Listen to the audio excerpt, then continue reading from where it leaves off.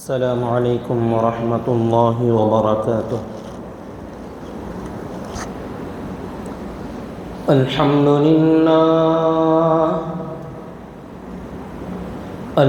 للہ نحمده ونستعینه ونستغفره ونؤمن به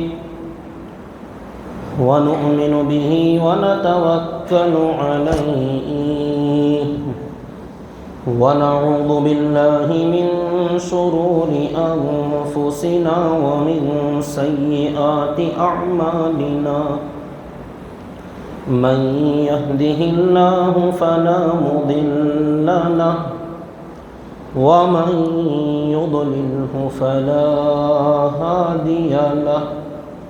وأشهد أن لا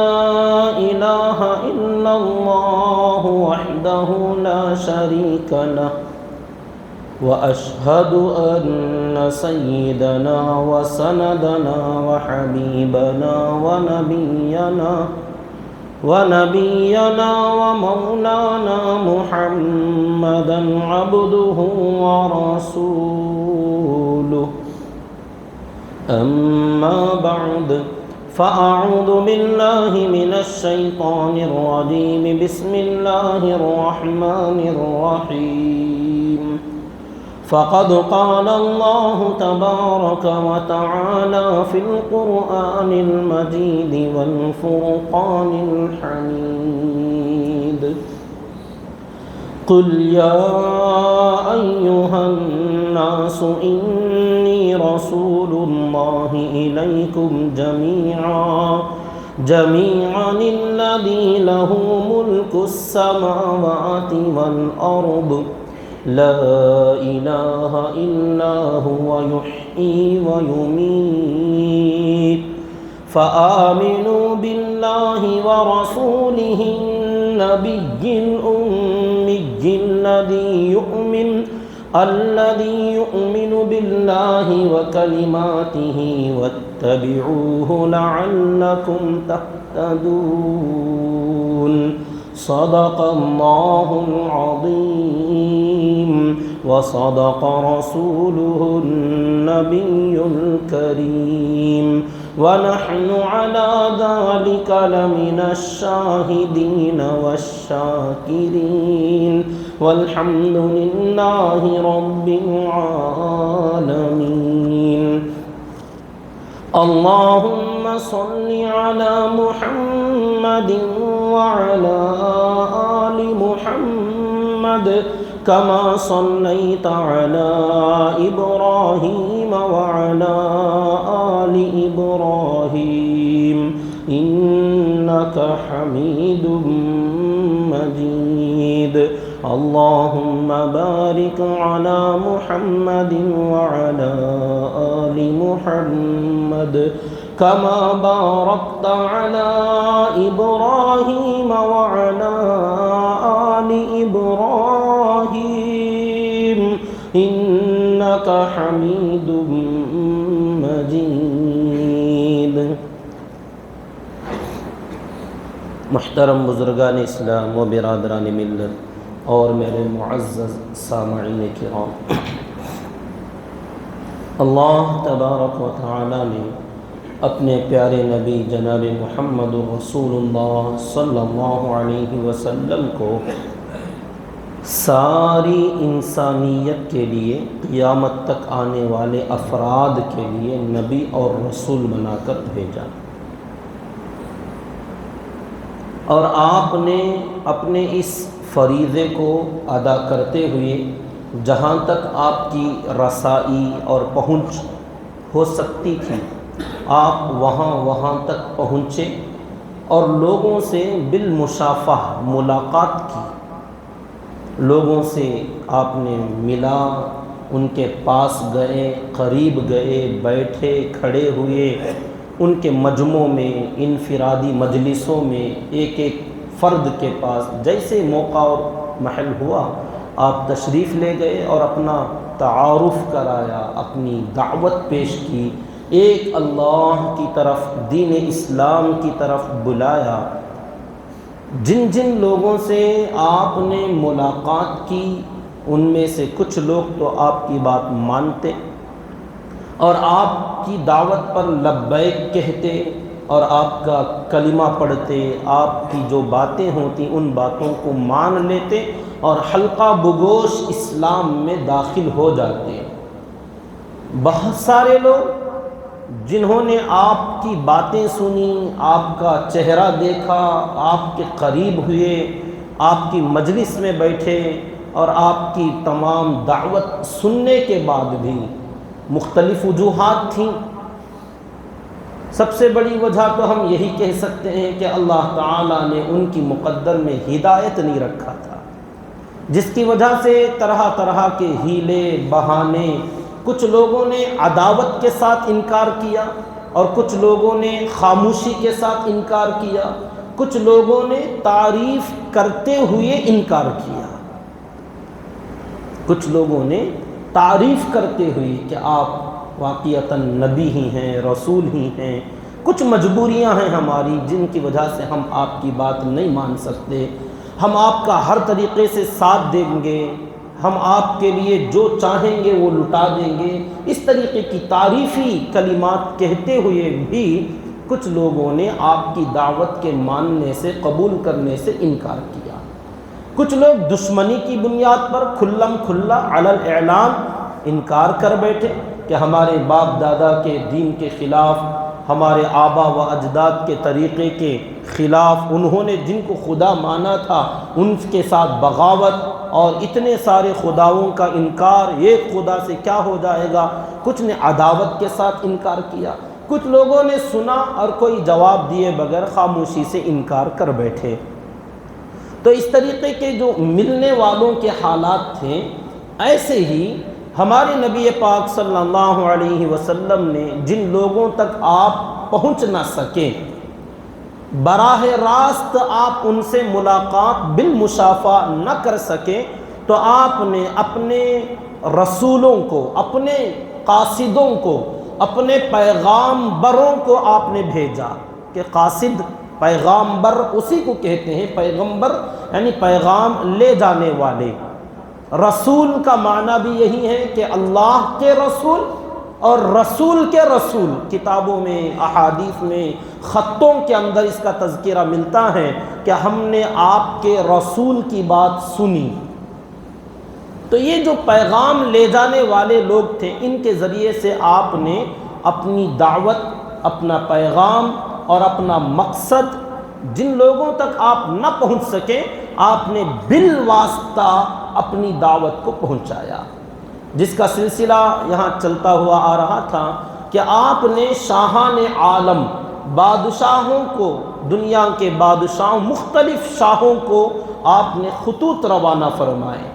4 بڑے بڑے بادشاہوں کا تذکرہ پہلے تفصیل کے ساتھ گزرا، جن کی حالت یہی تھی، آگے بھی 5-6 اور تذکرے آئیں گے۔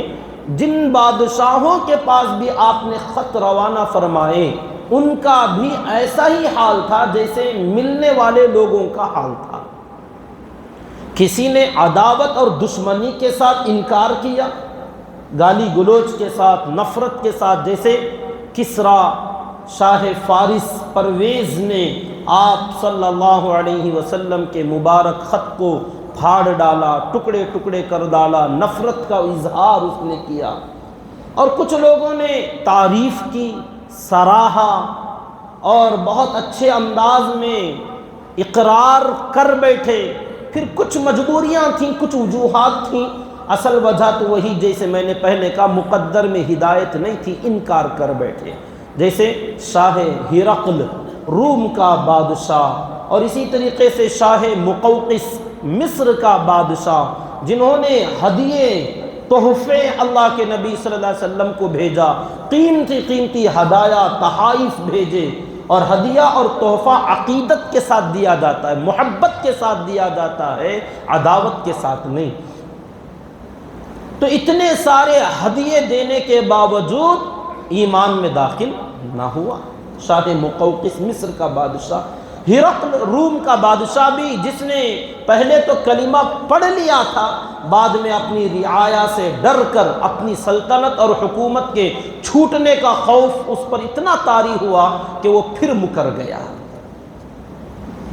اور جیسے کچھ لوگ ملنے والے مان لیتے تھے، ایسے ہی بادشاہوں میں سے بھی کچھ لوگوں نے خط پڑھ کر مان لیا۔ جیسے حبشہ کا بادشاہ نجاشی، شاہ حبشہ کو آپ کا خط ملا تو کلمہ پڑھا، ایمان میں داخل ہوئے اور آپ کی دعوت کو لبیک کہا، قبول کیا۔ یہ 4 تذکرے پہلے گزر گئے۔ آگے آپ صلی اللہ علیہ وسلم نے بحرین کے حاکم، وہاں کے بادشاہ گورنر جو بھی تھے، منذر ابن ساوا کے نام، ان کا تذکرہ پہلے بھی آیا ہے کہ ان کے پاس ایک خط روانہ کیا حضرت علا ابن الحضرمی رضی اللہ تعالی عنہ کے ساتھ۔ خط جتنے بادشاہوں کو لکھے گئے تقریباً چند الفاظ کے فرق کے ساتھ تقریباً سارا مضمون ہر خط کا ایک ہی تھا، کیونکہ دعوت دینا مقصد تھا۔ تو آپ سب سے پہلے اللہ کی حمد و ثنا بیان کرتے، سلام علی من اتبع الہدی، کہ جو کوئی ہدایت کی پیروی کرے گا اس پر سلام ہو۔ ڈائریکٹ بادشاہ کو سلام نہیں کیا جاتا تھا، کیونکہ بے ایمان آدمی کو ڈائریکٹ سلام نہیں کیا جاتا کہ تم پر اللہ کی سلامتی ہو، اور سلامتی اللہ کے نافرمان بندوں پر کبھی نہیں آتی۔ تو ہماری یہ دعا ضائع اور بیکار ہو جائے گی السلام علیکم بے ایمان آدمی کو کہنا۔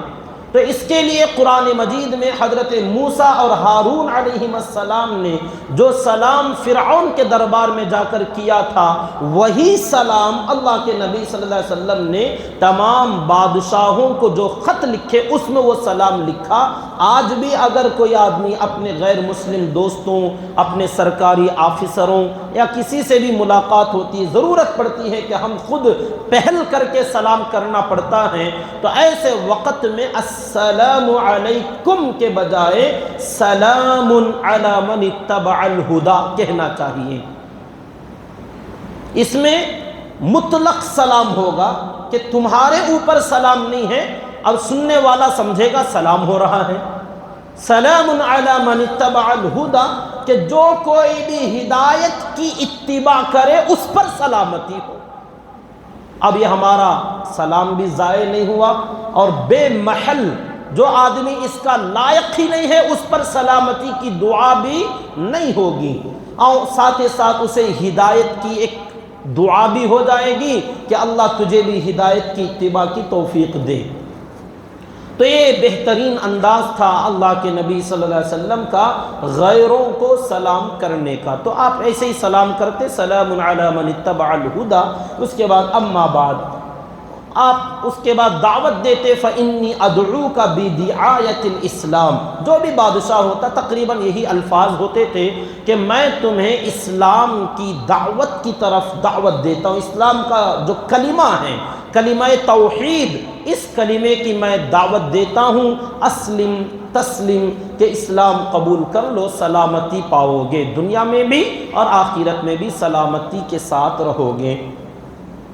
تو منذر ابن ساوا جو بحرین کا حاکم تھا، ان کے پاس حضرت علا ابن الحضرمی رضی اللہ تعالیٰ عنہ، ہر بادشاہ کے پاس الگ الگ صحابی خط لے کر گئے۔ جیسے کہیں حضرت عبداللہ ابن حذافہ رضی اللہ تعالیٰ عنہ جا رہے، کہیں حضرت حاتب ابن ابی بلتع رضی اللہ تعالیٰ عنہ جا رہے، کہیں حضرت دحیہ بن خلیفہ کلبی رضی اللہ تعالیٰ عنہ کو آپ بھیج رہے ہیں۔ تو ایک جگہ پر آپ نے حضرت علا ابن الحضرمی رضی اللہ تعالیٰ عنہ کو بھیجا،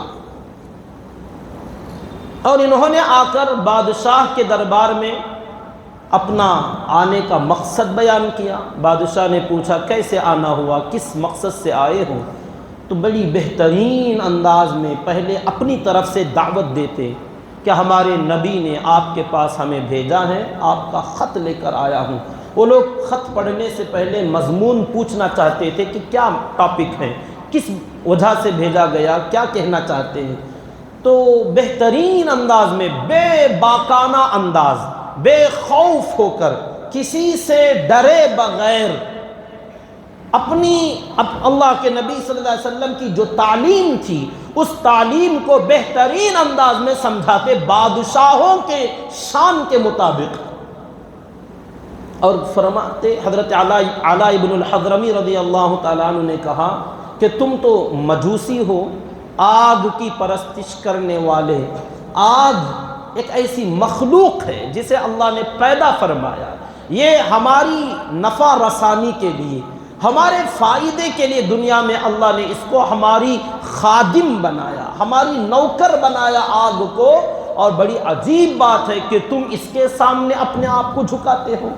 آگ کو اپنے سے بڑا اور اپنا معبود اور اپنا خدا سمجھتے ہو. اور یہی آگ کل قیامت کے دن تم جیسے لوگوں کو جلا دے گی اور تمہیں سزا اور عذاب دے گی.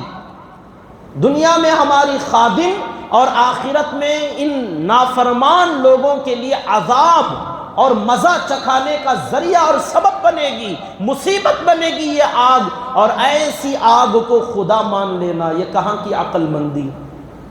نادانی ہے، بے وقوفی ہے. تو بادشاہ جو آگ کا پجاری تھا، آگ کا پرستش کرنے والا تھا، مجوسی، اس کو جب اس طریقے سے سمجھایا تو منذر ابن ساوا نے کہا بڑی عقل مندی کی بات تم نے کی. عقل کو بات لگتی ہے، سمجھ میں آتی ہے کہ ہاں یہ کیا ہمارے ہاتھ سے جلنے والی، ہم جسے جلائیں تو جلے اور ہم بجھا دیں تو بجھ جائے اور اسے ہم اپنا خدا مان لیں، یہ بے وقوفی ہی ہیں. اور تم کس کی طرف بلاتے ہو؟ تو سمجھاتے کہ یہ ایک اللہ حی لا یموت، جو نہ کبھی مرتا ہے، جب اس کے اوپر موت طاری ہوتی ہے ہمیشہ کے لیے ابد الآباد زندہ ہیں، اور وہ ہر ایک کی ضروریات پوری کرنے والا. اب اللہ کی وحدانیت کی تعریف اور توصیفی کلمات بتاتے تو ان کے دلوں کو بات چھو جاتی. منذر ابن ساوا نے جب یہ تمام باتیں سنی تو دل میں اتری اور کہا تم مسلمان کیسے بناتے ہو؟ اپنے دین میں داخل کرنے کا طریقہ کیا، پروسیجر کیا ہے؟ بتایا کہ بس فوراً جس بندے کو بات سمجھ میں آ جائے اسے چاہیے کہ ایک اللہ کو سب سے پہلے دل سے مانے. ایمان کی جڑ دل میں ہوتی ہے کہ آدمی یہاں سے تصدیق بالقلب کرے، مانے، اسے دل سے مانے، زبان سے اس کا اقرار کرے، کلمہ بولے لا الہ الا اللہ محمد الرسول اللہ. یہ جو دل میں بات آئی کہ ایک اللہ کے سوا کوئی معبود نہیں، وہی سب کچھ کرنے والا، جو دل میں آیا اس کا اقرار اس طریقے سے زبانی الفاظ کے طور پر کیا جائے گا. اور جو یہ بات سمجھانے کے لیے نبی تشریف لائے اس نبی کو اللہ کا بھیجا ہوا رسول اور پیغمبر مانا جائے، اقرار کیا جائے. تو منذر ابن ساوا نے، جیسے حبشہ کے بادشاہ نے ایمان قبول کیا، منذر ابن ساوا نے بھی کلمہ پڑھا اور اسلام میں داخل ہو گئے رضی اللہ عنہ وارضا. اور انہوں نے جوابی خط لکھ کر بھیجا، کچھ سوال بھی پوچھا اللہ کے نبی صلی اللہ علیہ وسلم سے. ان کے خط کا خلاصہ یہ تھا کہ اے اللہ کے رسول صلی اللہ علیہ وسلم، آپ کے قاصد میرے پاس آئے آپ کا پیغام لے کر، میں نے ان کی باتیں سنی، بڑی پسند آئیں، میں نے احترام کیا آپ کا بھی اور آپ کے قاصد کا بھی. ان کی باتوں کو مانتے ہوئے میں نے کلمہ پڑھا. میں نے آپ کا خط اپنی رعایا کو سنایا، جو میرے ماتحت لوگ ہیں ان کو آپ کا پیغام میں نے سنایا. تو لوگوں میں دو طرح کے لوگ بن گئے. کچھ لوگوں کو یہ کلمہ، یہ آپ کی دعوت پسند آئی اور کچھ لوگوں نے مان لیا، میرے ساتھ ایمان میں داخل ہو گئے، اور کچھ لوگوں نے انکار کیا، سمجھ میں بات نہیں آئی. اب میری رعایا میں کچھ یہودی ہیں، کچھ مجوسی ہیں. یہودی آسمانی کتاب کے ماننے والے بھی ہیں اور مجوسی جو من گھڑت دین، آگ کی پوجا کرنے والے. دو طرح کے لوگ ہیں. ان کے ساتھ میں کیا برتاؤ کروں، مجھے کیا رویہ اپنانا چاہیے، یا میرے لیے آپ کا کیا پیغام ہے، کیا حکم ملتا ہے، کیونکہ میں آج کے بعد بادشاہ نہیں آپ کا غلام ہوں. تو کیا یہ حکومت چھوڑ دینا چاہیے، یا اس حکومت کی گدی پر بیٹھنا چاہیے یا مجھے حکومت چلانی ہی ہے تو اپنی رعایا کے ساتھ مجھے کیا برتاؤ اختیار کرنا چاہیے، آپ سے میں کچھ ہدایت چاہتا ہوں۔ خط آیا تو اللہ کے نبی صلی اللہ علیہ وسلم نے جواب میں تعریف کرتے ہوئے فرمایا کہ تمہارے قاصد میرے پاس آئے اور انہوں نے جو تمہاری سفارش کی، تمہاری شفاعت کی، میں نے اس کو قبول کر لیا کہ تم اچھے آدمی ہو، نیک آدمی ہو، تم اپنی سلطنت پر قائم رہو۔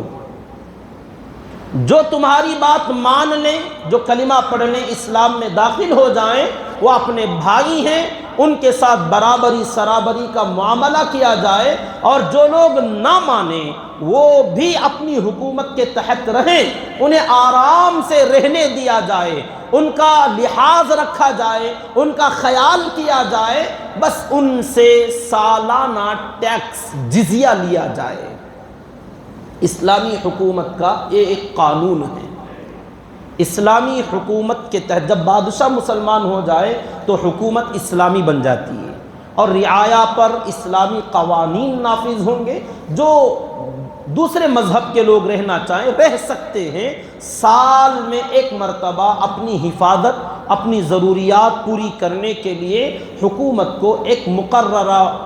قیمت ادا کی جائے گی جسے جزیہ کہا جاتا ہے۔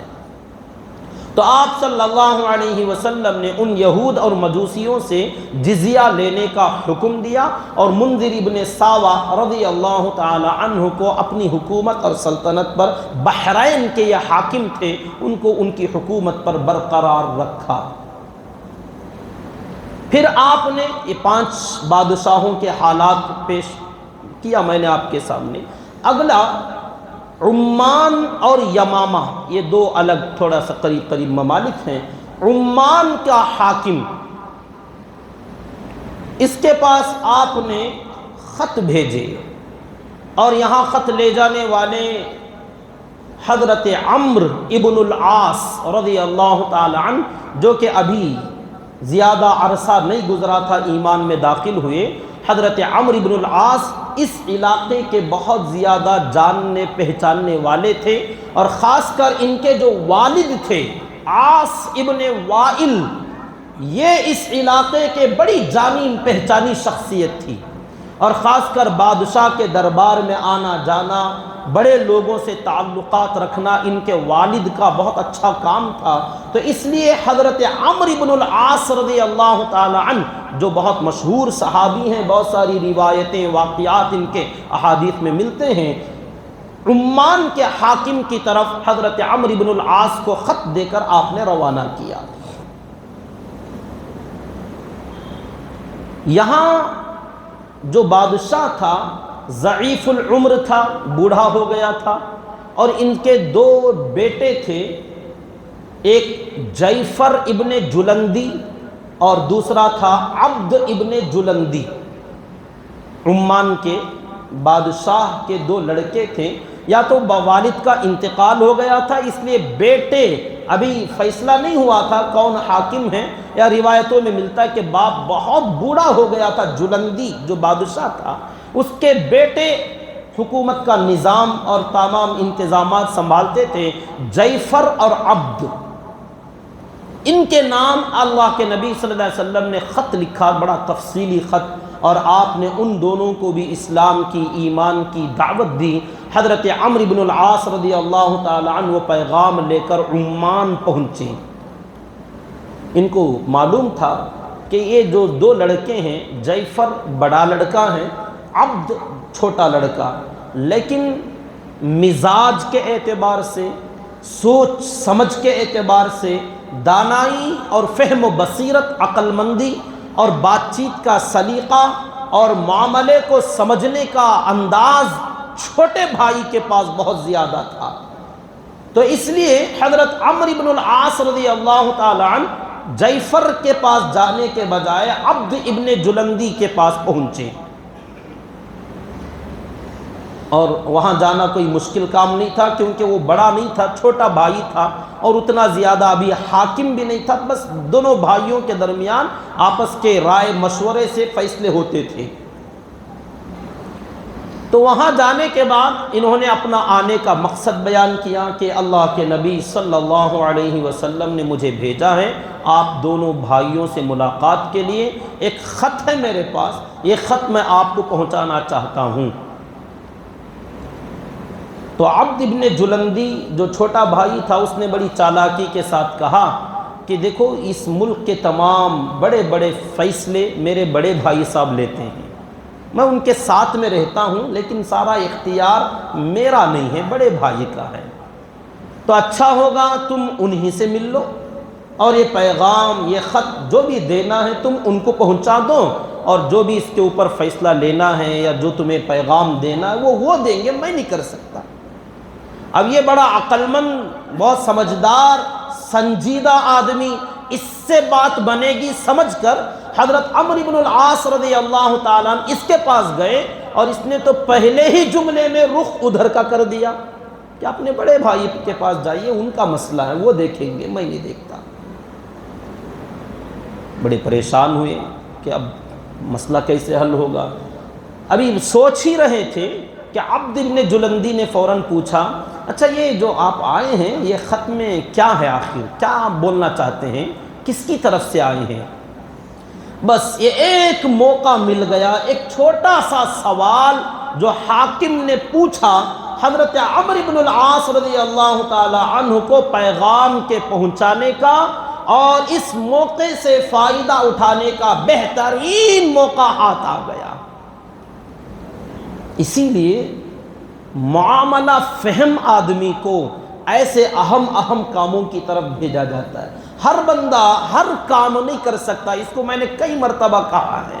یہ قاصدین جو ہیں، اللہ کے نبی صلی اللہ علیہ وسلم نے جن کو بھی جس علاقے کی طرف بھی روانہ کیا، بہت سوچ سمجھ کر بھیجا کہ کس علاقے کی طرف کون بندہ مناسب ہے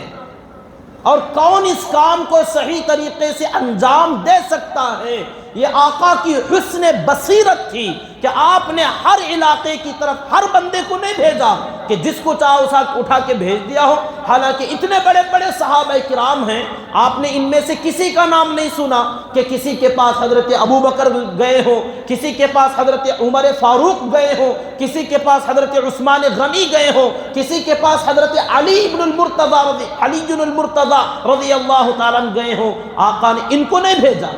حالانکہ یہ بھی سنبھال سکتے ہیں، یہ حاکم بن سکتے ہیں، یہ خلیفے بن سکتے ہیں، لیکن اس موقع پر آپ نے کہیں بھیجا حضرت حاتب ابن ابی بلتا کو بھیجا، کہیں حضرت دحیہ بن خلیفہ کلبی رضی اللہ تعالی عنہ کو بھیجا، کہیں حضرت عبداللہ ابن حذافہ کو بھیجا، اب کہیں عمرو بن العاص رضی اللہ تعالی عنہ کو بھیجا، کہیں علا ابن الحضرمی رضی اللہ تعالی عنہ کو بھیجا۔ یہ وہ نام ہیں جن میں سے اکثر نام بہت زیادہ سننے میں بھی نہیں آتے۔ تو یہی ہوتا ہے ایک حاکم، جو آدمی امیر بنے، خلیفہ بنے، بادشاہ بنے، ذمہ دار بنے، وہ اپنے ماتحتوں سے، اپنے شاگردوں سے کس کو کون سی ذمہ داری کب دے۔ جیسے غزوہ خندق کے موقع پر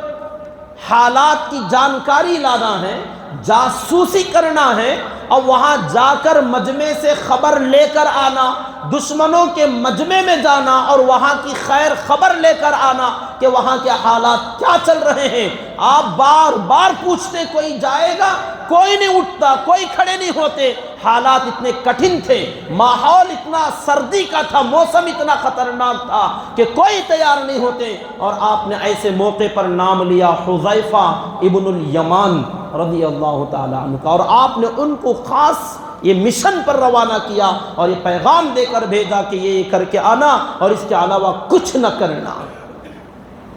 اور جہاں ضرورت پڑی مقابلے کی، حل من مبارز کا جب اعلان ہوتا، نعرہ دشمن کی طرف سے لگتا، حل من مبارز، کوئی ہے جو ہم سے ٹکرائے، تو آپ نے ایسے موقع پر کسی کو کھڑا کیا، حضرت علی فرمایا کہ آپ جاؤ اور مقابلہ کرو۔ ہر جگہ ایک بندے کو نہیں کہا جا رہا ہے، الگ الگ، کہ ہر بندے کی صلاحیت، ہر بندے کا ٹیلنٹ اس کا استعمال کب کرنا چاہیے، کیسے کرنا چاہیے۔ اگر کوئی اشعار میں ہجو کرتا ہے، اللہ کے نبی صلی اللہ علیہ وسلم کی شان میں گستاخیاں کرتے ہیں، قصیدے پڑھتے ہیں، اشعار میں آپ کی نقص بیان کرنے کی کوشش کی جاتی ہیں، تو ایسے موقع پر آپ نہ حضرت ابو بکر کو کہتے ہیں، نہ عمر سے کہتے ہیں، نہ عثمان غنی، نہ حضرت علی رضی اللہ تعالی عنہم، بلکہ آپ ایسے موقع پر یاد کرتے ہیں حسان ابن ثابت کہ تم آؤ ممبر پر بیٹھو اور تم بولو، اور آپ کی تائید ہم کرتے ہیں۔ کب کس سے کام لینا، کہاں کون بندہ یہ کام سنبھال لے گا، کہاں کون لیڈر بن سکتا ہے، کون سا سریہ، کون سا غزوہ اور کون سا میدان کون بندہ حل کر سکتا ہے، یہ اپنے ساتھیوں میں، اپنے شاگردوں میں پہچاننا، ہر کام ایک ہی بندے کو تھوپ دیا جائے، یہ سیرت میں نہیں ملتا۔ یہ ایک بڑے آدمی، ایک امیر، ایک حاکم کی فہم، اس کی بصیرت اور اس کی نظر اور پہنچ یہاں تک ہونی چاہیے کہ وہ اپنے ساتھیوں میں موجود پوشیدہ چھپے ہوئے ہنر کو پہچانے۔ ہر بندہ اپنے آپ میں ایک ایک خزانہ ہے، یہ خود اللہ کے نبی صلی اللہ علیہ وسلم نے فرمایا، الناس معادن کمعادن الذهب والفضہ، انسان جتنے بھی اللہ تعالیٰ نے پیدا فرمائے کوئی بھی بیکار پیدا نہیں کیا گیا، ہر بندے میں ایک صلاحیت موجود ہے، ہر بندہ اپنے آپ میں ایک کان ہے، کان جیسے سونا چاندی جہاں چھپے ہوئے ہوتے ہیں، مائنز جس جگہ پر چھپا ہوتا ہے اسے اردو میں کان کہتے ہیں، عربی میں معدن کہتے ہیں، الناس معادن کمعادن الذهب والفضہ۔ اسی لیے اللہ تعالیٰ نے فرمایا، یا ایھا الذین آمنوا لا یسخر قوم من قوم عسى ان يكونوا خیرا منهم ولا نساء من نساء عسى ان يكن خیرا منهن، کہ کوئی بھی مرد کسی مرد کو حقیر نہ سمجھے، کسی کا مذاق نہ اڑائے، ہو سکتا ہے وہ تم سے اچھا ہو۔ مذاق اڑانے والا، جس کسی کا تمسخر، جس کسی کا استہزاء کیا جاتا ہے، انسلٹ اور توہین کی جاتی ہے، یہ توہین کرنے والا اپنے آپ کو بڑا سورما سمجھتا ہے،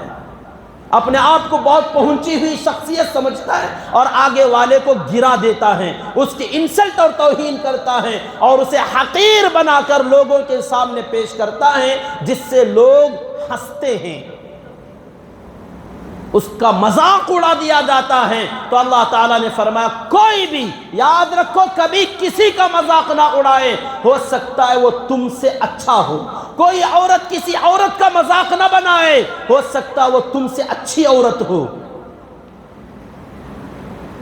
جس لائن سے تم دیکھ رہے ہو سکتا اس لائن میں وہ بندہ کمزور ہو، لیکن وہ بندہ دوسری لائن میں تم سے اچھا ہوگا،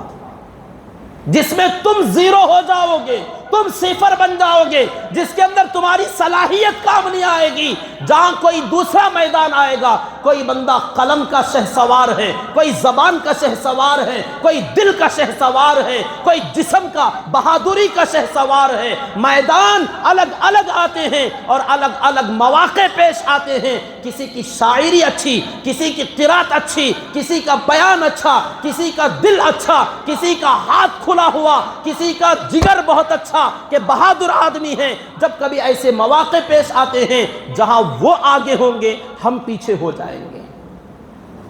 تو ایسے مواقع پر آدمی کو کبھی کسی کی تحقیر اور تذلیل اور انسلٹ اور مذاق اڑانا نہیں چاہیے۔ اللہ تعالیٰ نے منع فرمایا، یہ ہر فیلڈ کے، ہر لائن کے بندے کے لیے ایک میسیج ہے۔ بعض مرتبہ آپس میں جب کبھی ساتھی بیٹھتے ہیں کہ کوئی کسی بات کو جلدی نہ سمجھے، کوئی کچھ جلدی بول نہ سکے، کوئی پڑھنے میں کمزور ہوگا، کوئی دماغی اعتبار سے کمزور، لیکن اس کے اندر دوسری صفات ایسی بہترین ہوتی ہیں کہ اللہ تعالیٰ نے اس بندے کو اس کام کے لیے پیدا نہیں فرمایا جس فیلڈ میں تم اسے استعمال کرنا چاہتے۔ یہ ایک مستقل ٹاپک ہے، کئی گھنٹے اس پر ہم بتا سکتے ہیں کہ اللہ تعالیٰ نے لوگوں کو، انسانوں کو الگ الگ صلاحیت، الگ الگ ٹیلنٹ اور ہنر اور اللہ تعالیٰ نے خوبیوں کے ساتھ پیدا فرمایا، اور کوئی بھی بندہ اس امت میں، اس کائنات میں بیکار اور ویسٹ اللہ تعالیٰ نے پیدا نہیں فرمایا۔ اگر اتنا سمجھ لیے جائے نا تو کوئی بندہ کسی کی کبھی تحقیر اور تذلیل کر ہی نہیں سکتا۔ کہ ہو سکتا ہے جس لائن میں میں اچھا ہوں دوسری لائن میں میں کمزور، ہر بندے کے اندر کمیاں ہیں، کمزوریاں۔ آپ خود دیکھ لیں کہ جس لائن میں ہماری خوبیاں ہیں دوسرے بہت ساری لائنیں ایسی ہیں جس میں ہماری کمزوریاں ہیں، اور دوسرے بندے اس کے اندر اعلیٰ ہیں، بہتر ہیں، تو وہ ہماری لائن میں کمزور ہیں۔ تو اسی طریقے سے اللہ تعالیٰ نے دنیا کا نظام چلایا ہے۔ اگر ہر بندہ حاکم بننے کی صلاحیت رکھتا یا ہر بندہ ایسا ہی بدھو اور کمزور ہوتا تو دنیا کا یہ سسٹم نہ چلتا۔ اللہ تعالیٰ نے کسی کو حکومت کرنے کے لیے بنایا، کسی کو اللہ تعالیٰ نے خدمت کے لیے بنایا، کسی کو اللہ تعالیٰ نے حفاظت کے لیے بنایا، الگ الگ کام، کسی کو محنت اور مزدوری کے لیے بنایا، کسی کے جسم ذہن طرح طرح کی باڈی اللہ تعالیٰ نے لوگوں کی بنائی ہے، اور ان صلاحیتوں کے ساتھ یہ پوری دنیا کا سسٹم اور نظام اللہ تعالیٰ نے جوڑ رکھا ہے۔ جیسے ایک گاڑی، ایک کار، ایک وہیکل کے مختلف پرزے، اس کے اندر کوئی ایک چھوٹا سا چھوٹا نٹ بولٹ بھی بیکار اور بے فائدہ نہیں ہوتا، وہ بھی بڑا اہم اور ضروری ہوتا ہے۔ تو بہرحال بات دوسری طرف چلی گئی۔ حضرت عمرو ابن العاص رضی اللہ تعالی عنہ کو عمان کے حاکم جو دو بھائی تھے جعفر اور عبد ابن جلندی، ان کے پاس بھیجا۔ حضرت عمرو ابن العاص بڑے بھائی کے بجائے چھوٹے کے پاس گئے، کیونکہ جانتے تھے یہ تھوڑا سنجیدہ ہیں، بات سمجھ سکتا ہے، کام بن سکتا ہے، لیکن اس بندے نے تو پہلے ہی جملے میں بات کاٹ دی کہ میرے بڑے بھائی کے پاس جاؤ، یہ مسئلہ ان کا ہے۔ پریشان تھے، اتنے میں اس نے پوچھ لیا کہ آپ کیا پیغام لے کر آئے ہیں؟ اس ایک سوال میں سارے عبد ابن جلندی کو پھانس لیا۔ تھوڑا سا آدمی کو موقع مل جائے، بات کرے، بیٹھے اپنے پاس، اور جب بیٹھے گا تو جو ہماری سنے گا وہ ہمارا ہو جائے گا۔ اسی لیے دشمن لوگ بڑی چالاکی سے کہتے ہیں ان سے ملنا مت، ان کو سلام مت کرنا ورنہ نکاح ٹوٹ جائے گا، پتہ نہیں کیا کیا ہو جاتا ہے، ان کے قریب مت جانا، ان کے پاس مت بیٹھنا۔ تبلیغ والوں کے مجلس میں ایک بار بیٹھ گئے تو پھر تم انہی کے ہو جاؤ گے، کیونکہ ایسا بتاتے ہیں، ایسا سمجھاتے ہیں، الحمدللہ تم ان کے ہو کر رہ جاؤ گے۔ تو اس لیے دشمن بڑی چالاکی سے کہتے ہیں ان سے ملنا ہی مت، ان سے اپنا دامن چھڑاؤ اور بھاگو، کیونکہ جو ملا وہ ان کا ہو جاتا ہے، کیونکہ بات ہے ہی ایسی، بات دل میں اترتی ہے۔ از دل خیزد بر دل ریزد کا مصداق، کہ جو دل سے نکلتی ہیں وہ دل ہی پہ گرتی ہے۔ جو بات کرنے والا دل سے نکالتا ہے سننے والے کے دل پر گرتی ہیں، اور جب دل اور دل کا کنیکشن ہو جائے نا بندہ اپنا ہو جاتا ہے۔ یہی کمال ہوتا ہے کہ بولنے والا جب بولے تو دل سے بولے، نہ کہ اپنی زبان، نہ کہ اپنے دنیاوی مفاد کی غرض سے۔ حضرت عمرو بن العاص بلکہ جتنے صحابہ کرام جس میدان میں گئے، جس دربار میں گئے، بادشاہوں سے ڈرے بغیر اور بغیر کسی خوف اور خطرے کے اپنی جان ہتھیلی پر رکھ کر بڑے بے باکانہ انداز میں بات کرتے، جس کی وجہ سے تمام بادشاہ بات سننے پر حاکم وقت ہو کر غلامی پر اپنے سروں کو جھکا دیتے تھے۔ تو اب حضرت عمرو بن العاص رضی اللہ تعالیٰ عنہ نے کہا کہ میں جو پیغام لے کر آیا ہوں وہ یہ کہ ہمارے عرب کے علاقے میں ایک نبی کا ظہور ہوا، وہ آخری نبی اور رسول ہیں، تمام انسانوں کی طرف نبی اور رسول بنا کر بھیجے گئے، انہوں نے ہمیں دعوت دی۔ شروع میں ہم لوگوں نے بھی بڑا انکار کیا، مخالفت کی، بعد میں بات سمجھ میں آئی تو ہم لوگوں نے کلمہ پڑھ لیا، ان کے غلام بن گئے۔ اب اسی طریقے سے پورے عرب میں ان کی دعوت پھیل چکی ہے۔ اس قریب کے علاقے میں بس آپ ہی ایک ایسے بچے ہیں جو ابھی تک اس ہدایت سے محروم ہیں، ابھی تک آپ ایسی عظیم نعمت سے دور ہیں، محروم ہیں۔ اس لیے میں آپ کے پاس ہمارے نبی کا وہ پیغام لے کر آیا۔ اگر آپ اس دعوت کو سنو گے، اس خط کو کھول کر پڑھو گے، ہمارے نبی کی باتیں تم سنو گے، ہو سکتا ہے تمہاری بھی سمجھ میں بات آئے اور تم بھی ہماری طرح کلمہ پڑھ لو۔ اور اگر دیکھیں اس کے ساتھ ساتھ بغیر ڈرے کے، اور اگر تم جیسا عقل مند آدمی حاکم اور بادشاہ ہو کر نہیں مانے گا، انکار کرے گا، جیسے کہ بہت سارے لوگوں نے کیا ہے، تو ہمارے نبی کی طرف سے فوج یہاں تک ضرور آئے گی، آ کر رہے گی اور تم سے بھی ٹکرائے گی، پھر دیکھا جائے گا تمہارا اور تمہاری حکومتوں کا جو ہوگا سو ہوگا۔ یہ بغیر ڈرے کے اس طریقے سے بات کرنا بادشاہ اور خاص کر بڑے لوگوں کے سامنے، یہ ان کو سوچنے پر مجبور کر دیتی ہے کہ اس بندے میں کچھ دم ہے، تبھی تو اتنی بڑی بات کرتا ہے، ورنہ تو کوئی عام بندہ معمولی سا آدمی ایسی بڑی بات کسی حاکم کے دربار میں جا کر نہیں سکتا۔ وہاں تو لوگ چاپلوسیاں کرتے ہیں، وہاں تو لوگوں کی تعریف کے پل باندھتے ہیں، لمبے چوڑے قصیدے پڑھے جاتے ہیں کہ آپ ایسے ہیں ویسے ہیں، ڈبل پیسے ہیں، پتہ نہیں کیا کیا ہیں، جو ہیں وہ بھی ہیں، جو نہیں ہیں وہ بھی ہیں۔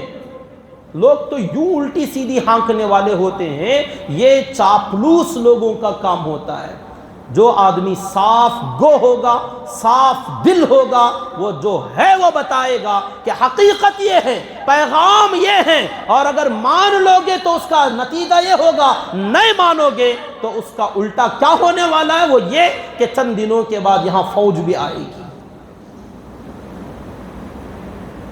تو عبد ابن جلندی نے جب ان باتوں کو سنا تو یہ ان کے والد جو تھے عاص ابن وائل،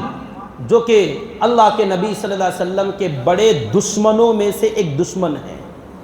حضرت عمرو ابن العاص، جو والد ہیں عاص، یہ عاص ابن وائل ابو جہل، ابو لہب، عتبہ، شیبہ، ربیعہ، ان لوگوں کے ساتھ میں عاص ابن وائل کا بھی نام آتا ہے۔ اس عاص ابن وائل سے عبد ابن جلندی عمان کا حاکم بہت اچھی طریقے سے جانتا تھا، جان پہچان تھی، تعلقات تھے، ان کے والد یہاں بہت کثرت سے آیا جایا کرتے اور بادشاہ کے دربار کے مہمان ہوتے تھے۔ تو اس نے پوچھا آپ کے والد کا کیا حال ہے؟ عاص ابن وائل، آپ کے ابا جان سے ہمارے بہت اچھے تعلقات تھے، انہوں نے اس بارے میں کیا کہا؟ کہا میرے والد کو بھی جب یہ پیغام پہنچا تو انہوں نے انکار کیا، میرے والد ہمارے نبی کی مخالفت پر کھڑے ہو گئے، دشمنوں کی لسٹ میں ان کا نام آتا ہے، اور آخر کار میرے والد کا اسی دشمنی میں انتقال بھی ہو گیا، مر گیا۔ مجھے بڑا افسوس ہے کہ میرے والد اگر میری طرح ہمارے نبی کی بات مان لیے ہوتے تو جنتی ہوتے، لیکن والد نے انکار کیا اور وہ آخر تک اسی پر جمے رہے اور کفر ہی پر انتقال کر گئے اور جہنم پہنچ گئے۔ تو عبد ابن جلندی نے کہا کہ عمر، جب تمہارے باپ اس راستے پر گئے، نہیں مانا انہوں نے، تو تمہیں بھی چاہیے تھا اپنے باپ کے نقش قدم پر چلتے، تم ادھر کیسے آ گئے، باپ کے خلاف کیسے ہو گئے؟ کہا میں بھی ایک زمانے تک اپنے باپ کے ساتھ ساتھ تھا۔ حضرت عمرو بن العاص رضی اللہ تعالیٰ عنہ کے واقعات پڑھیے، پہلے بھی ان کا تذکرہ آیا کہ یہ بھاگ کر حبشہ گئے تھے اور وہاں سے مسلمانوں کو لانے کے لیے جن کو بھیجا گیا تھا اس میں ان کا بھی نام تھا۔ تو انہوں نے کہا میں بھی بہت دنوں تک اپنے باپ کے نقش قدم پر اس نبی کی مخالفت اور دشمنی پر زندگی گزارتا رہا، لیکن آخر کار اللہ تعالیٰ نے میرے دل کو کھول دیا، ہدایت دی، اللہ کا احسان ہوا، بات سمجھ میں آئی اور میں اپنے والد کے راستے سے ہٹ کر ادھر آیا، میں کلمہ پڑھ لیا۔ تو اس نے پوچھا کتنے دن ہوئے تمہیں اس راستے پر آ کر، ایمان میں داخل ہو کر؟ کہا زیادہ دن نہیں گزرے، ابھی حال فی الحال میں چند ہی دن گزرے ہیں، چند مہینے پہلے اسلام میں داخل ہوئے تھے۔ اور کہا میں اس وقت حبشہ میں تھا، ایک بڑے پتے کی بات، ایک نکتے کی بات اور بڑی عجیب بات۔ کہا حضرت عمرو بن العاص نے رضی اللہ تعالیٰ عنہ کہ میں ابھی چند دن پہلے جس وقت کلمہ پڑھا، اسلام میں داخل ہوا، حبشہ ملک میں تھا،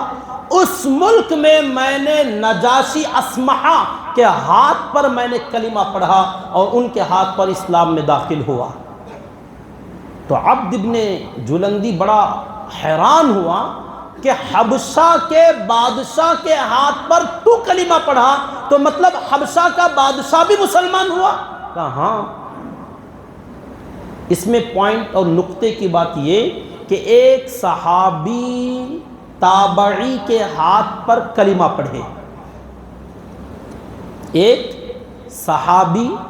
ایک تابعی کے ہاتھ پر کلمہ پڑھ رہے ہیں اور اسلام میں صحابی کو داخل کر رہے ہیں ایک تابعی، اور تابعی حبشہ کا بادشاہ جو اللہ کے نبی کے دربار میں کبھی نہیں آئے، صحابی نہیں بنے، اور عمرو بن العاص اللہ کے نبی صلی اللہ علیہ وسلم کے صحابی بنے، وہ مجلس میں آئے، صحابی رسول بن گئے، لیکن کلمہ پڑھایا ایک تابعی نے۔ اللہ کا دین ہے، اللہ کا عجیب، اللہ کا کرم ہے کہ اللہ تعالیٰ جس بندے سے جو کام لینا چاہیں لے لیتے ہیں۔ یہاں اس میں کوئی فضیلت کی بات نہیں، ہو سکتا ہے کہ انہوں نے کلمہ ان کے ہاتھ پر پڑھ لیا، بعد میں پہنچے اللہ کے نبی کے دربار میں، اب صحابی بن گئے، لیکن صحابی بننے سے پہلے وہ بھی انہی کے برابر تھے، جیسے حبشہ کا بادشاہ تھا ویسے عمرو بن العاص بھی تھے۔ انہوں نے ان کو کلمہ پڑھا دیا، ایمان میں داخل ہونے کے بعد یہ پہنچے اللہ کے نبی کے دربار میں، اب صحابی بن گئے۔ تو بہرحال پوائنٹ یہی ہے، نقطہ اور لطیفے کی بات یہی ہے کہ ایک تابعی نے ایک صحابی کو کلمہ پڑھایا اور ان کو ایمان میں داخل کرنے کا سبب ایک تابعی بنے۔ بہرحال جب عبد ابن جلندی نے پوچھا کہ حبشہ کا بادشاہ مسلمان ہوا، کہ ہاں بادشاہ بھی مسلمان، تو اسے اپنی فکر ہوئی، کہا کہ جب حبشہ کا بادشاہ ایمان میں داخل ہوا تو ان کی جو رعایا ہے، قوم ہے، کیا برتاؤ کیا اس کے ساتھ؟ کہا قوم نے بھی بادشاہ کی اطاعت کر لی اور بادشاہ کے دین پر اپنے آپ کو ڈال دیا اور وہ بھی مسلمان بن گئے۔ کہا حبشہ کے اسقف اور وہاں کے جو راہب اور وہاں کے جو پادری اور بڑے بڑے عیسائی راہب جو ہیں، انہوں نے حبشہ کے بادشاہ کے ساتھ کیا معاملہ کیا؟ کہا انہوں نے بھی بادشاہ کی اطاعت کر لی۔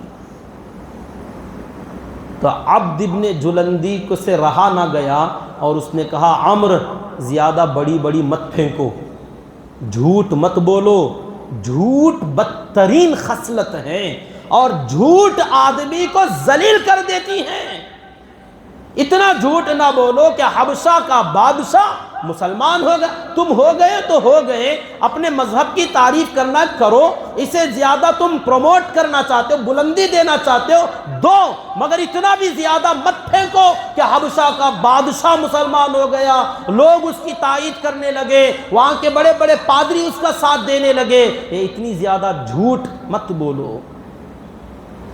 تو عمرو بن العاص رضی اللہ تعالیٰ عنہ نے کہا میں بھی جانتا ہوں جھوٹ آدمی کو ذلیل کر دیتا ہے، مجھے نہ جھوٹ بولنے کی ضرورت اور نہ ہمارے مذہب میں جھوٹ کی اجازت،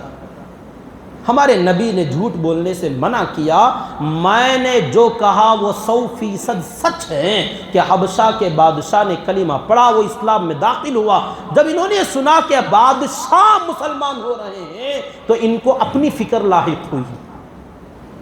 پھر عبد ابن جلندی نے کہا ہو سکتا ہے حبشہ کے بادشاہ کے مسلمان ہونے کی خبر ان کے بڑے بادشاہ ہرقل اعظم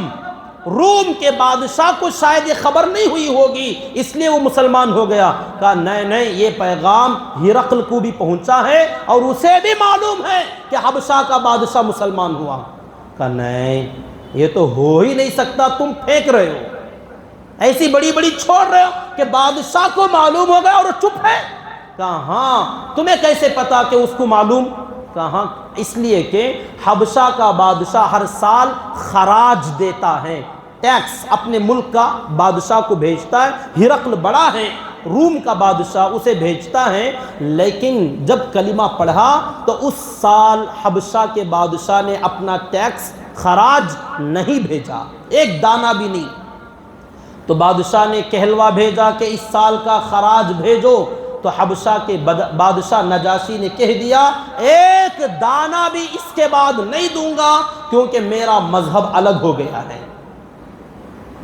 تو پھر ہرقل نے کیا کیا؟ کوئی کارروائی نہیں کی، کہا وہ خاموش ہو گیا، چپ ہو گیا، کہا یہ تو ہو ہی نہیں سکتا، اتنا بڑا بادشاہ اور یوں چپ ہو جائے، چھوٹے لوگوں کو ایسے ڈھیل دے دے، ہو ہی نہیں سکتا۔ نہیں، بات یہ ہے وہ چپ ہو گیا تھا، اس کا ایک چھوٹا بھائی تھا نیاق، وہ آیا ہرقل کے پاس اور وہ کہنے لگا ایسے آپ چھوٹے موٹوں کو چھوڑتے رہو گے تو ہماری سلطنت سکڑ جائے گی، چھوٹی ہو جائے گی، آپ اس پر فوجی کارروائی کیجئے۔ تو ہرقل بادشاہ نے کہا نہیں، جانے دو، وہ آزاد آدمی ہیں اور ہر آزاد آدمی کو اپنا دین چننے کا اختیار ہے۔ ہر آدمی آزاد ہے، جسے جو دین پسند آئے۔ سیکولر مائنڈ اسی کو کہتے ہیں کہ آدمی کا جو دل چاہے، کہ جو دین پسند آ جائے قبول کر لے۔ اللہ تعالیٰ نے قرآن مجید میں بھی کہا فَمَنْ شَاءَ فَلْيُؤْمِنْ وَمَنْ شَاءَ فَلْيَكْفُرْ، جس کا دل چاہے ایمان قبول کرے اور جس کے دل میں بات نہ آئے کفر کرنا چاہتا ہے کر لے، لیکن یاد رکھو قیامت میں عذاب ہوگا کفر کا، دنیا میں کوئی اس کی پوچھ گچھ نہیں، مرضی ہے۔ اللہ تعالیٰ نے اختیار دیا ہے، لا اکراہ فی الدین، یا دین کے قبولیت میں، قبول کرنے کے سلسلے میں کوئی زور، کوئی زبردستی کسی پر نہیں کی جائے گی۔ لکم دینکم ولی دین، قرآن مجید کتنی آیتیں ہیں جس کے اندر یہ اس طریقے سے لوگوں کو آزادانہ ذہن دیا گیا، اپنی مرضی سے دین چنو، پسند کرو، اور سمجھانے کی کوشش کی جائے گی کہ اس دین کے کیا فوائد ہیں اور بقیہ ادیان کے کیا نقصانات ہیں، کیا خرابیاں ہیں، کیا کمی کوتاہیاں ہیں۔ ہمارے ملک کا کانسٹیٹیوشن اور یہاں کا لا اور قانون بھی یہی کہتا ہے کہ ہر مذہب کے رہنے والے کو اس کی آزادی ہے کہ وہ اپنے مذہب پر آزادی کے ساتھ رہ سکتا ہے اور اپنے مذہب کا پرچار کر سکتا ہے، تبلیغ کر سکتا ہے، ہر دھرم والے کو اس کی اجازت ہے۔ یہ ہمارے کانسٹیٹیوشن آف انڈیا کے اندر ایک آرٹیکل موجود ہے، یہ اس ملک کا قانون کہ یہاں ہر بندے کو آزادی، کیونکہ یہ سیکولر ملک ہے۔ تو اس طریقے سے ہرقل بادشاہ نے بھی یہی جملہ کہا کہ حبشہ کا بادشاہ آزاد ہے، اسے اپنا دین چننے کی پوری آزادی ہے، اس نے اگر چن لیا تو اچھا کیا۔ اور آگے ایک جملہ ہرقل بادشاہ نے کہا کہ اگر مجھے اپنی حکومت اور اپنی سلطنت کا ڈر نہ ہوتا تو میں بھی وہی کام کرتا جو حبشہ کے بادشاہ نے کیا۔ تو اب عبد ابن جلندی سے رہا نہ گیا، کہا کیا کہہ رہے ہو؟ ہرقل بادشاہ نے ایسے کہا کہ ہاں بالکل اسی طریقے سے ہوا ہے۔ تو اتنی ساری تفصیل جب اس کے سامنے آئی، اب وہ تو پوری طریقے سے پگھل گیا، سوچنے پر مجبور ہو گیا، اور اس کے بعد کہا کہ دیکھو مجھے تمہاری باتیں سمجھ میں آ رہی ہیں، مجھے بھی کچھ بتاؤ کہ تمہارے نبی کی تعلیمات کیا ہیں، آخر وہ چاہتے کیا ہیں اور لوگوں سے کیا کرواتے ہیں، کیا چاہتے ہیں۔ تو بتایا بڑی تفصیل سے کہ ہمارے نبی کا پیغام ایک ہی ہے کہ صرف ایک اللہ کو مانا جائے، وہ ایک کے علاوہ کوئی دنیا کو چلانے والا، کوئی کسی کا خالق، مالک، رازق، رب کوئی نہیں ہے،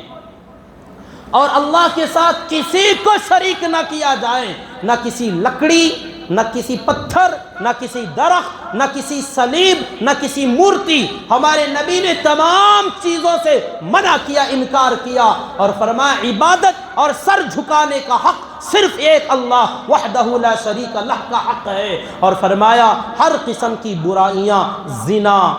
چوری، جھوٹ، بہتان اور قطع رحمی، رشتے ناطے توڑنا، ایسی تمام گندگیوں سے ہمارے نبی نے منع کیا، اور ہر خیر کا کام، جتنی بھلائیاں ہیں تمام بھلائیاں کرنے کا حکم آقا نے دیا۔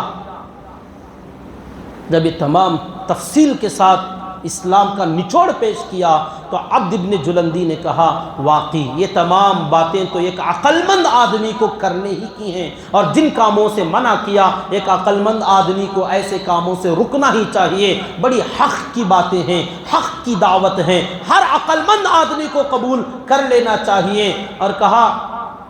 کہ اگر ہم اسلام میں داخل ہو جاتے ہیں، اب ہم لوگ حاکم ہیں، بادشاہ ہیں، تو کیا تمہارے نبی ہمیں اپنی حکومت کرنے دیں گے؟ کیونکہ ان کے تابع جب ہو جائیں گے تو ہمیں حکومت پر باقی رکھیں گے یا اس سے اتر جانا پڑے گا، کرسی چھوڑنا پڑے گا؟ تو عمرو بن العاص رضی اللہ تعالیٰ عنہ نے بڑی پیاری بات کہی کہ اسلام اور سلطنت دونوں میں تضاد اور ٹکراؤ نہیں ہے۔ ہمارے نبی تمہیں ضرور اجازت دیں گے کہ اسلام کے ساتھ اپنی سلطنت بھی چلاؤ، صرف اتنا ہوگا کہ کچھ قوانین ہوں گے، کچھ شرائط ہوں گے کہ تم جیسے مالداروں پر زکوٰۃ آئے گی کہ تمہارے جو اغنیاء ہیں اپنے مالداروں سے زکوٰۃ لی جائے گی سال میں ایک بار، اور تمہارے ہی درمیان جو غریب ہیں، فقیر ہیں، مسکین ہیں، محتاج ہیں، ان لوگوں پر وہ زکوٰۃ کی رقم تقسیم کی جائے گی۔ تو اس نے پوچھا زکوٰۃ کی کیا تفصیل، کیسے ہوگا؟ تو تمام زکوٰۃ کی تفاصیل بتلائی کہ سونے کی اتنی حد ہے، چاندی کی اتنی حد ہے، اونٹ کی اتنی حد ہے، گھوڑوں اور اسی طریقے سے مویشی، بکرے بکریاں، یہ جو چھوٹے جانور، ان تمام کی تفصیل بتلائی کہ جانوروں کی یہ زکوٰۃ عشر اسے کہتے ہیں، عشیر اسے کہتے ہیں۔ یہ تمام چیزوں کی تفصیل اور تمام مسائل ان کے سامنے رکھے گئے تو تمام باتیں عبد ابن جلندی کی سمجھ میں آئیں اور قریب قریب کلمہ پڑھنے کے ہو گئے، اور کہا بڑے تو میرے بھائی ہیں، ان کو اگر یہ بات سمجھ میں آ جائے، لیکن مجھے نہیں لگتا کہ وہ کلمہ پڑھیں گے، وہ اپنی حکومت چھوڑنے کے لیے یا اس طریقے سے کسی کی غلامی کے لیے تیار ہو جائیں گے۔ پھر بھی ایک کام کرتے ہیں، تم اور میں دونوں مل کر کل بھائی کے پاس جائیں گے اور میں پہلے اپنی بات رکھوں گا، دھیرے دھیرے ذہن بناؤں گا، جب تمہیں بلاؤں تو اس دربار میں آنا اور یہ ساری باتیں اس بھائی کو بھی بتا دینا، جعفر ابن جلندی کو۔ تو حضرت عمرو بن العاص باہر جا کر رک گئے کسی جگہ پر۔ اب یہ اپنے بھائی کے پاس آتے اور تمام اہم کام چھوڑ کر روزانہ انہی چیزوں کا تذکرہ کرتے کہ عرب سے ایک قاصد آئے ہیں، ان سے میں نے بات چیت کی، وہ آخری نبی ہیں، فلاں فلاں تمام باتیں دھیرے دھیرے کئی دنوں تک ذہن میں یہ باتیں ڈالنے کے بعد آخر کار جعفر نے کہا انہیں بلا لو۔ عمرو بن العاص رضی اللہ تعالیٰ عنہ کو دربار میں بلایا گیا اور اس نے پوچھا کہ یہ تم عرب کی بات لائے ہو، عرب کے قریش کے لوگوں نے تمہارے نبی کے ساتھ کیا فیصلہ کیا ہے؟ یہ بتاؤ، پورے قوم کا، پورے قبیلے کا کیا سٹانڈ ہے؟ تو عمرو بن العاص رضی اللہ تعالیٰ عنہ نے کہا پہلے تو سب لوگوں نے خوب دشمنی کی، مقابلے کیے، ماننے والوں نے خوشی سے مانا، اور بعد میں جیسے جیسے سمجھ میں آتی گئی بات لوگ اپنی طرف سے خود آتے گئے، اور جن کی بات سمجھ میں اچھے طریقے سے نہیں آئی ان کو تلوار کی زور پر بھی سمجھایا گیا، مقابلے ہوئے۔ جب شکست کھائی تو اس کے بعد کچھ لوگوں نے ہتھیار ڈال دیے، بالآخر سارے عرب کے اندر اب تقریباً تسلیم کا معاملہ ہے، لوگ مانتے چلے جا رہے ہیں۔ تو جعفر نے کہا مجھے بات ابھی سمجھ میں نہیں آئی، کل اس پر غور و فکر کروں گا اور کل میرا آخری فیصلہ سناؤں گا، کل آ جانا۔ دربار سے نکل گئے۔ حضرت عمرو بن العاص عبد ابن جلندی کے پاس پھر گئے اور کہا آج کی بات سے تمہیں کیا سمجھ میں آتا ہے؟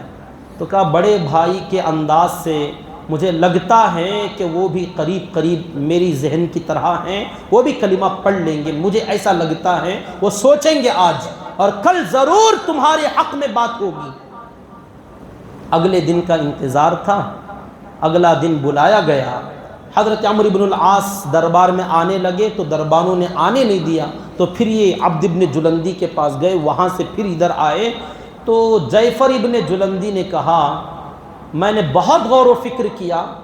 آخر کار میری سمجھ میں یہ بات آتی ہے کہ اپنی حکومت، اپنا مال و دولت ایک نبی جو بھی ہیں ان کے قدموں میں ڈال دینا، یہ اپنے آپ کو جو ہے سرنڈر کرنا، حوالے کر دینا، اور میں سمجھتا ہوں ایک حاکم، ایک بادشاہ کو اس طریقے سے کوئی لڑائی جھگڑا کیے بغیر، کوئی جنگ و جدال اور قتال کیے بغیر اس طریقے سے کسی کے سامنے گھٹنے ٹیک دینا یہ میرا امیج خراب کرنے والی بات ہے۔ لوگ کیا کہیں گے کہ اتنا ڈرپوک، اتنا بزدل کہ لڑے بغیر کسی کا غلام ہو گیا، اس لیے میں یہ دین قبول نہیں کر سکتا۔ ایک دم سے ایسا فیصلہ، عبد ابن جلندی حیران کہ میرا بھائی یہ فیصلہ کیسے کرنے لگا؟ تو عمرو بن العاص رضی اللہ تعالیٰ نے کہا ٹھیک ہے، بات صاف ہو گئی، تمہارا ہی انتظار تھا، کل میں یہاں سے روانہ ہو رہا، اب اس کے بعد میرے یہاں رکنے کا کوئی مقصد نہیں ہے، تمہارے جواب کا انتظار تھا، کل صبح سویرے میں روانہ ہو جاؤں گا۔ آخری بات سن لینا، چند دن کے اندر نبی کی فوج یہاں آئے گی اور تمہارے سبزہ زار پر ایسے گھوڑوں کے ٹاپ پڑیں گے تم مقابلہ نہیں کر پاؤ گے۔ تمہارے لیے چتاونی ہے، میری طرف سے چیلنج ہے کہ ہمارے نبی کے جو یہاں پر قاصد آئیں گے، جو فوج آئے گی، تم ان کو روک نہیں پاؤ گے۔ تو جعفر بن جلندی نے کہا خون ریز مقابلہ ہوگا، دیکھ لیا جائے گا۔ مجلس برخاست، حضرت عمرو بن العاص رضی اللہ تعالیٰ عنہ اگلے دن واپسی کی تیاری کر ہی رہے تھے کہ عبد اپنے بڑے بھائی کے پاس آیا اور کہا بھائی صاحب، یہ آپ جیسے عقل مند آدمی کی عقل مندی کی بات نہیں ہے جو آپ نے کی۔ آپ کو پتہ نہیں ہے حبشہ کا بادشاہ اپنے گھٹنے ٹیک بیٹھا، ہرقل بادشاہ نے قریب قریب مان لیا تھا، اور اتنے سارے سپر پاور طاقتیں ان کی بات ماننے کے لیے تیار ہوتی جا رہی ہیں۔ بحرین کا حاکم منذر بن ساوا ان کے سامنے گھٹنے ٹیک بیٹھا، آپ کیا ہیں؟ اور آپ کو ایسی بات نہیں کرنی چاہیے تھی۔ یہ رات کا ڈسکس اتنا عجیب تھا کہ اگلے دن صبح سویرے عمرو بن العاص رضی اللہ تعالیٰ عنہ کو بلایا اور کہا اپنا ہاتھ دو، میں کلمہ پڑھتا ہوں۔ عبد ابن جلندی اور جعفر ابن جلندی رضی اللہ تعالی عنہما وارضا، دونوں بھائیوں نے کلمہ پڑھا، اور یہ عمان کے حاکم اس طریقے سے ہلکا بگوش اسلام میں داخل ہوئے۔ اللہ کے نبی صلی اللہ علیہ وسلم کا وہ فرمان کہ میرا رعب ہے جو اللہ تعالیٰ نے مجھے ایسا رعب دیا تھا کہ جہاں تک میری خبر جاتی، میرا پیغام جاتا، لوگ میرے رعب سے مرعوب ہو جاتے تھے۔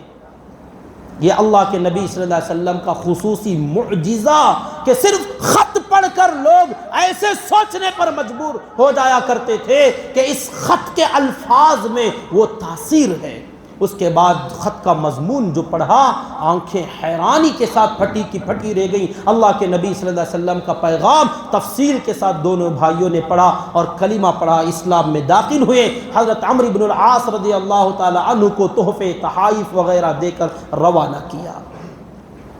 یہ 6 بادشاہوں کا تقریباً حال میں نے عرض کیا، اور 4 بادشاہ جن کے غسان کا ایک حاکم، یمامہ کا حاکم حوضہ بن علی یمامہ کا، اس کی طرف بھی پیغام بھیجا گیا تھا۔ یہاں سے کوئی خاص زیادہ واقعات نہیں ہیں، انشاءاللہ خیر جو بھی ہیں 4 خطوط اور ہیں، 10 خطوط کا تذکرہ ملتا ہے کہ آپ صلی اللہ علیہ وسلم نے جن جن کی طرف بھی پیغام بھیجا، یہ 10 خطوط ہیں، جس میں سے 6 کا تذکرہ میں نے آپ کے سامنے کیا۔ مجھے ایک اور پیغام دینا تھا۔ 15 اگست یوم آزادی، 75 سال اس ملک کی آزادی کے ہو گئے۔ ایک خصوصی ایک مہم چل رہی ہے کہ جشن آزادی کا امرت مہوتسو چل رہا ہے، کہ ایک 75 سال کا ایک خصوصی جشن منایا جا رہا ہے، جس کے لیے ایک پیغام ہے حکومت کی طرف سے کہ ہر گھر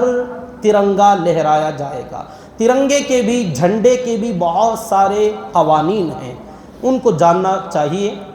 اس مرتبہ اس کے اندر کچھ چینجز، تبدیلی کی گئی ہیں۔ 3 دن تک، 13، 14، 15، 3 دنوں تک، دن میں بھی رات میں بھی اپنے گھروں پر جھنڈا لہرانے کا ایک پیغام چل رہا ہے۔ ہمارے اکابرین، ہمارے علماء کی طرف سے بھی اس کی تائید ہے۔ لوگ یہ سمجھتے ہیں کہ یہ حکومت کی بات ہے، غیروں کی بات ہے، ہم کیوں مانیں؟ ایک بات یاد رکھیے، یہ ملک ہمارا تھا، ہمارا ہے، ہمارا رہے گا۔ اس ملک کی شان میں اگر یہاں کوئی قومی تہوار منایا جاتا ہے تو اسے غیروں کا نہ سمجھیں، یہ اپنے ملک کا تہوار ہے، یہ اپنے ملک کا جشن ہے۔ یہ یوم آزادی ہم نے دلائی ہے، ہمارے پرکھوں نے، ہمارے آبا و اجداد نے، ہمارے علماء اور ہمارے شاہوں نے دلائی ہے، تو یہ جشن منانے کا حق زیادہ ہمارا بنتا ہے۔ اگر کوئی میسج دیتے ہیں حکومت کی طرف سے تو جشن آزادی غیروں سے زیادہ ہمیں منانا چاہیے، کیونکہ یہ ملک ہمارا ہے۔ اسے آپ پرایا نہ سمجھیں، اپنے آپ کو کرایہ دار نہ سمجھیں کہ ان کا ہے، ان کی حکومت ہے۔ حکومت بدلتی رہتی ہے، تلک الایام نداولها بین الناس، یہ وقتاً بوقتاً یہ سائیکلنگ ہوتی رہتی ہے، کبھی یہاں کبھی وہاں کبھی وہاں، لیکن ملک ہم سب کا ہے، اس ملک کے ہم حقدار ہیں، کرایہ دار نہیں۔ تو جشن آزادی اپنے بچوں سے بھی کہیے، اسکول جانے والے بچوں کو جشن آزادی کے لیے ترنگا ہاتھ میں دیں، اور ان کے ہاتھ میں وہ بینڈ ڈالیں جس کے اندر اپنی ترنگے کا پہچان لگتا ہے، اور اس طریقے سے اس دن اپنی گاڑیوں پر ترنگا لگائیں، اپنے گھروں پر ترنگا لہرائیں۔ ہر ملک، ہر گھر کے اندر اس ترنگے کی لہرانے کی بات ہو رہی ہے۔ افسوس کی بات ہے کچھ لوگ تعصب اور مذہبی نفرت کی بنیاد پر، ایک فلم بنی تھی دی کشمیر فائلز، یہ فلم جب بنی اسے ٹیکس فری کیا گیا، ٹکٹ فری کر کے لوگوں کو دکھایا گیا۔ اب ترنگا گھر گھر لہرانے کی بات آتی ہے تو یہی لوگ 25 روپے میں بیچنے لگے۔ ہونا تو چاہیے تھا ترنگا فری بٹتا۔ بہرحال ہم کو کوئی ضرورت نہیں ہے، ہم خریدنے والے لوگ ہیں، آپ اپنا پیسہ لگائیں، 25-30 روپے میں جھنڈا آتا ہے، آپ اپنے گھروں پر لہرائیں۔ جو اپنے جشن آزادی ہیں اس کے اندر ہم شامل ہوں، غیروں کو یہ پیغام دیں کہ ہم شانہ بشانہ، ہم حق بجانب، اور یہ ملک ہمارا ہے، اس میں ہمیشہ ہمارا خون پسینہ بہا ہے، اور اس کی خوشی میں، اس کے جشن میں ہم اپنے آپ کو شامل کرتے ہیں، شریک کرتے ہیں۔ تو جو پیغام چل رہا ہے جشن آزادی کا امرت مہوتسو، اس کے اندر تمام لوگ شامل ہوں۔ اس پر بھی تفصیل سے کہنا تھا، بہرحال وقت کی کمی کی وجہ سے اپنی بات ختم کرتا ہوں۔ اللہ تعالیٰ سے دعا کریں کہ رب ذوالجلال ہم تمام کو کہی سنی باتوں پر عمل کی توفیق عطا فرمائے، آمین۔ وآخر دعوانا ان الحمد للہ رب العالمین۔ جاتے ہوئے مسجد کے اخراجات کے لیے خوب دل کھول کر تعاون کرتے ہوئے جائیں، جو حضرات سنت نہیں پڑھے وہ سنت پڑھ لیجیے۔